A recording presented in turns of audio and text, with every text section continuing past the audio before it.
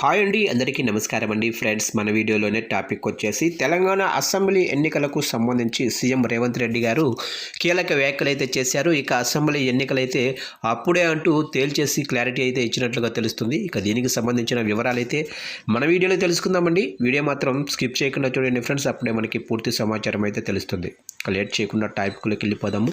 ఇక ముఖ్యమంత్రి రేవంత్ సంచలన వ్యాఖ్యలు చేశారు. తెలంగాణ అసెంబ్లీ ఎన్నికలు షెడ్యూల్ ప్రకారం 2028 చివరిలో జరగాల్సి ఉంది. అయితే షెడ్యూల్ మారుతుందని వెల్లడించారు. అదేవిధంగా జిల్లాల రద్దు, కొత్త జిల్లాల ఏర్పాటు ఆలోచన లేదని తేల్చి చెప్పేశారు. జిల్లాల ఏర్పాటుపైన చర్చ జరుగుతున్న వేళ రేవంత్ వ్యాఖ్యలు ఆసక్తికరంగా మారాయి.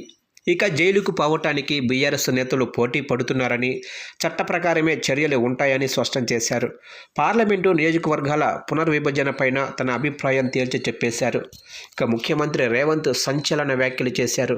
రాసి పెట్టుకోండి, తెలంగాణ అసెంబ్లీకి నిర్దిష్ట కాల పరిమితి ప్రకారం 2028 డిసెంబర్లో ఎన్నికలు రావాలి. కానీ అప్పుడు కాకుండా 2029లో శాసనసభకు ఎన్నికలు జరుగుతాయి ఇక అని తేల్చి చెప్పేశారు.